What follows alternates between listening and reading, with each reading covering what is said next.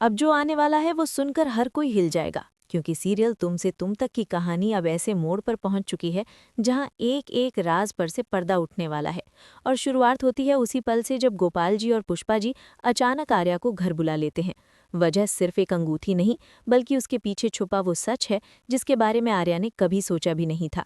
जैसे ही आर्या घर पहुंचता है, उसे ये जानकर तगड़ा झटका लगता है कि गोपाल जी और पुष्पा जी को सब कुछ पहले से पता है। वो हर बात जानते हैं, हर सच्चाई से वाकिफ हैं। और यहीं से कहानी का माहौल और भी ज्यादा गंभीर हो जाता है, क्योंकि तभी अनु बताने वाली है उस दिन का सच जब वो माता की चौकी में घर आई थी। उसी दौरान किसी ने चुपके से वो वीडियो लीक कर दी थी, और वही वीडियो सीधे गोपाल जी तक पहुंचा दी गई थी।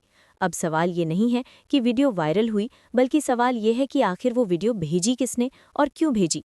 आर्या के दिमाग में सवालों का तूफान खड़ा हो जाता है, और वो हर हाल में इस बात का पता लगाना चाहता है कि गोपाल जी तक वो वीडियो किसने पहुंचाई।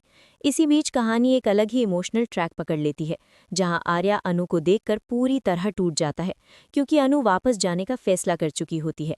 आर्या उसे रोकने की लाख कोशिश करता है, उसके सामने खड़ा होकर उससे रुकने की गुहार लगाता है, लेकिन अनु का दिल इस बार नहीं पिघलता। वो कैब बुलाती है और बिना पीछे देखे उसमें बैठ जाती है। आर्या बस उसे जाते हुए देखता रह जाता है।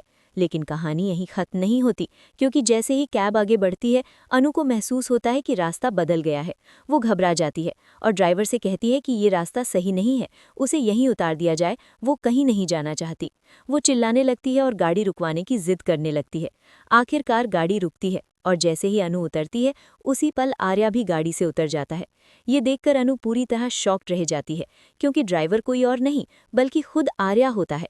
आर्या बिना कुछ कहे उसे एक ऐसी जगह लेकर जाता है जहां पहुंचकर अनु की सारी नाराजगी, सारा डर, सारी उलझन एक पल में गायब हो जाती है। सामने बर्फ पर बनी उसकी तस्वीर देखकर अनु की आंखों में खुशी के आंसू आ जाते हैं।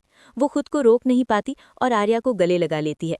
वही पल आर्या अपने दिल की बात कह देता है। वो अनु को प्रपोज करता है और अनु खुशी खुशी हाँ कह देती है। दोनों के लिए वो पल किसी सपने से कम नहीं होता, क्योंकि आखिरकार दोनों एक दूसरे के हो चुके होते हैं। आर्या अनु को अंगूठी पहनाता है और दोनों अपनी नई शुरुआत के सपने सजाने लगते हैं।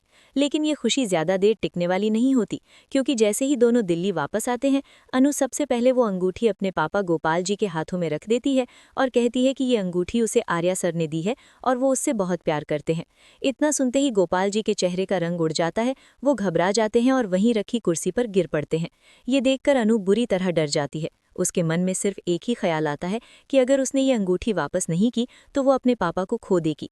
यही डर उसे अंदर से तोड़ देता है, और वो फैसला कर लेती है कि वो ये अंगूठी आर्या को वापस करेगी।